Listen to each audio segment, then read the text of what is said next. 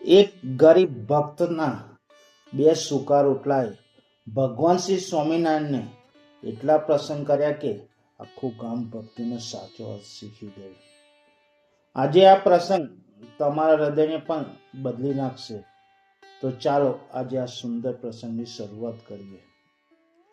ગુજરાતના એક નાનકડા ગામમાં હરિભક્તો ખૂબ ભાવથી ભગવાનનું ભજન કરતા હતા. ગામ નાનું હતું, પણ ત્યાંના લોકો હૃદયથી ખૂબ મોટા હતા. દરેકના ઘરમાં સાંજે આરતી થતી. જય સદગુરુ સ્વામી ના ગુજતા સ્વરથી આખું ગામ પવિત્ર બની જતું. એ ગામમાં એક ગરીબ હરિભક્ત રહેતા હતા, જેનું નામ હતું દાસભાઈ. દાસભાઈ ખૂબ ગરીબ હતા.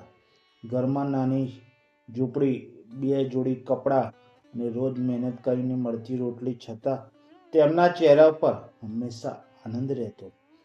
તેઓ રોજ સવારે વહેલા ઉઠીને નદીમાં સ્નાન કરવા જાય, તિલક ચાંદલો કરીને ભગવાન સ્વામિનારાયણનું ધ્યાન કરતા, પછી થોડું ભજન કરીને કામ પર નીકળી જતા. ગામના ઘણા લોકો તેમને જોઈને આશ્ચર્ય કરતા ને કોઈ પૂછતું, દાસભાઈ, તમારી પાસે કંઈ નથી છતાં તમે એટલા ખુશ કેવી રીતે રહો છો? દાસભાઈ હસીને જવાબ આપતા, મારી પાસે તો ભગવાન છે, પછી બીજું શું જોઈએ? એક દિવસ ગામમાં સમાચાર આવ્યા કે ભગવાન સ્વામિનારાયણ પોતાના સંતો સાથે ગામમાં પધરાવાના છે. આખું ગામ આનંદમાં ડૂબી ગયું. લોકો તૈયારી કરવા લાગ્યા. કોઈ રસ્તા સાફ કરતા, કોઈ રંગોળી બનાવતા, કોઈ ફૂલોનો હાર તૈયાર કરતા. દાસભાઈ પાસે તો કંઈ જ નહોતું. તેઓ વિચારી રહ્યા, હું મહારાજને શું અર્પણ કરું? ઘરમાં શોધ્યું તો માત્ર જુવારના લોટના બે સૂકા રોટલા હતા. પત્નીએ કહ્યું, આપણું તો આજનું જ જમવાનું છે. દાસભાઈ થોડા ક્ષણ મૌન રહ્યા, પછી શાંતિથી બોલ્યા, ભગવાનને પ્રેમ જોઈએ, વૈભવ નહીં. બીજે દિવસે ભગવાન શ્રી સ્વામિનારાયણ ગામમાં પધાર્યા. સંતો સાથે ગામમાં હરખ છવાઈ ગયો. લોકો મીઠાઈ, ફળ અને ભેટો લઈને આવ્યા. સૌ મહારાજને પ્રસન્ન કરવા લાગ્યા. દાસભાઈ પણ ધીમે ધીમે આગળ વધ્યા. હાથમાં કપડામાં બાંધેલા બે સૂકા રોટલા હતા. ઘણા લોકો મજાક કરી, અરે મહારાજ, આ સૂકા રોટલા આપવાના છે. દાસભાઈનું મન અડગ હતું. તેઓ મહારાજ પાસે પહોંચ્યા. આંખોમાં આંસુ આવી ગયા. હાથ જોડીને બોલ્યા, મહારાજ, મારી પાસે આપવામાં કંઈ નથી. આ પ્રેમથી બનાવેલા રોટલા સ્વીકારો. ભગવાન શ્રી સ્વામિનારાયણ તરત જ પ્રેમથી રોટલો હાથમાં લીધો. મહારાજના ચહેરા પર દિવ્ય સ્મિત છવાઈ ગયું. તેઓ બોલ્યા, આ રોટલો અમારા માટે તો રાજભોગ સમાન છે. પછી મહારાજે સૌને કહ્યું, ભક્તિમાં વસ્તુનું મૂલ્ય નથી, ભાવનું મૂલ્ય છે. સંતો અને ગામ લોકો આશ્ચર્યમાં પડી ગયા. મહારાજે એ સૂકો રોટલા ખૂબ આનંદથી જમ્યા. ત્યારબાદ મહારાજે દાસભાઈને પોતાની બાજુમાં બેસાડ્યા. તેમાં એક ધનિક માણસ ત્યાં ઊભો હતો. તેને સોનાની થાળી અને મોટી ભેટો આપી. તેની અંદર થોડી ઈર્ષા થઈ. તેને મનમાં વિચાર્યું, મારી ભેટ કરતા ગરીબના રોટલામાં મહારાજને વધુ પ્રેમ કેમ આપે છે? ભગવાન અંતર્યામી હતા. મહારાજે તેને બોલાવ્યો અને પ્રેમથી કહ્યું, તમે સોનાની ભેટ આપી, પણ મનમાં અહંકાર છે. દાસભાઈએ રોટલા આપ્યા, પણ હૃદયમાં નિર્મળ પ્રેમ છે. આ સાંભળીને ધનિકના માણસમાં આંખોમાં આંસુ આવી ગયા. તેને મહારાજના ચરણોમાં માથું નમાવ્યું. મહારાજે આગળ કહ્યું, સાચી ભક્તિ એ જ છે જેમાં દયા, પ્રેમ અને નિસ્વાર્થ ભાવ હોય. તે દિવસ પછી આખા ગામમાં મોટો પરિવર્તન આવ્યું. લોકો સમજી ગયા, ભગવાનને ધનથી નહીં, પણ શુદ્ધ હૃદયથી પ્રસન્ન કરી શકાય. થોડા દિવસ પછી ગામમાં ભારે દુષ્કાળ પડ્યો. વરસાદ આવ્યો નહીં. ખેતરો સુકાઈ ગયા. લોકો ચિંતામાં પડી ગયા. ખાવાનું પણ ઓછું થવા લાગ્યું. દાસભાઈ પાસે તો પહેલેથી કંઈ જ નહોતું, છતાં તેઓ દરરોજ પોતાની ઘરની બહાર એક નાનો પાણીનો ઘડો રાખતા. કોઈ તરસ્યો આવે તો પાણી પી શકે. એક દિવસ બપોરે ખૂબ ગરમી હતી.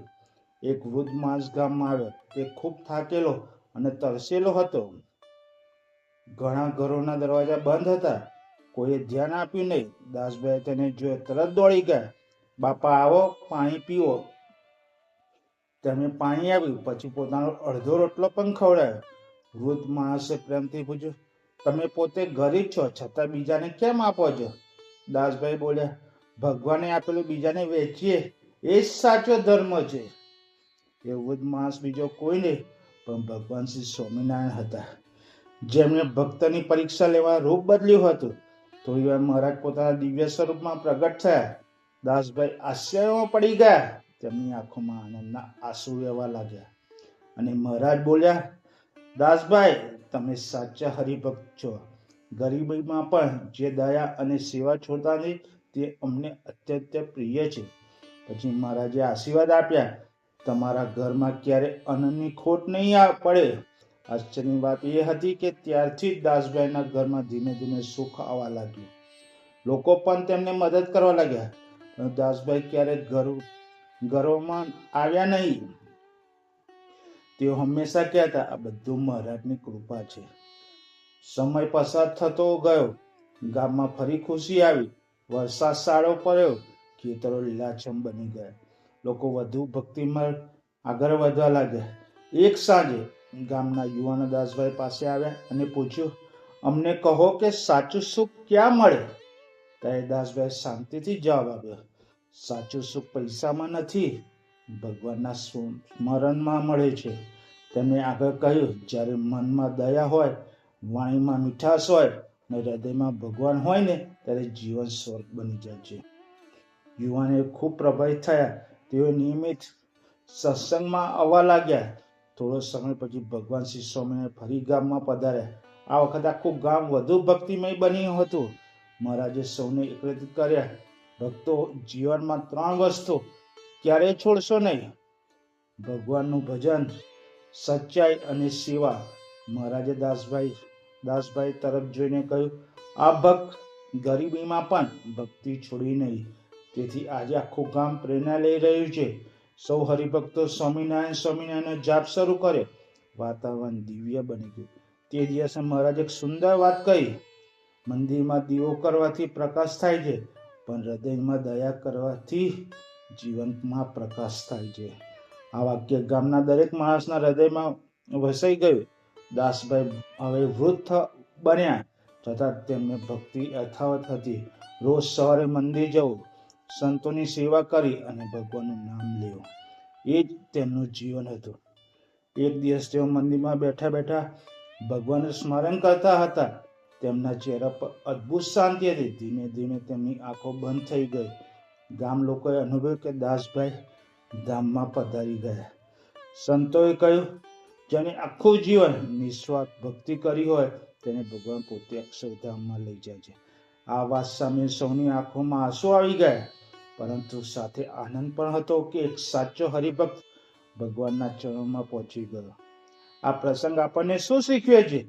ભગવાન વૈભવ નહીં, પ્રેમ જોઈએ. ગરીબીમાં પણ ભક્તિ કરી શકાય. દયા અને સેવા એ જ સાચો ધર્મ છે. અહંકાર ભગવાનથી દૂર કરે છે. નિર્ભય હૃદયવાળો ભક્ત ભગવાનને ખૂબ પ્રિય હોય છે.